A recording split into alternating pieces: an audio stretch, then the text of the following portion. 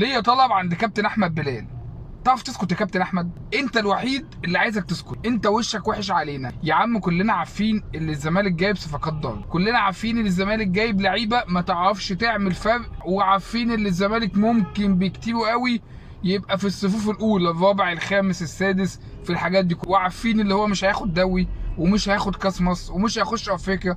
الكلام ده يا باشا كله معروف، وعارفين ان كابتن جون انطوي بيعمل مصلحه في الزمالك وبيطلع فلوس وبيعمل سبوبه حلوه. يا باشا ما احنا عارفين الكلام ده كله. ما ينفعش قبل بدايه موسم تطلع تسخن الناس دي كلها. كنت عملت الكلام ده قبل كده في ماتش السوبر وسخنتهم علينا، خليت الناس نزلوا كلوا الارض باليابس وخسرنا الماتش. ما تقولش يا كابتن احمد، ما تسيبهم يا كابتن احمد. كلنا يا باشا كصناع محتوى وكناس رياضيين وكان ناس عاديين، حتى جماهيرهم عارفه ان الكلام ده كله مش هيجيب اي نتيجه. ما تقعدش انت بقى تطلع وتسخن الناس علينا، ما تخليهمش ينزلوا يجزوا من ناحيه وما تخليش الاهلي ينزل يريح من ناحيه تانيه.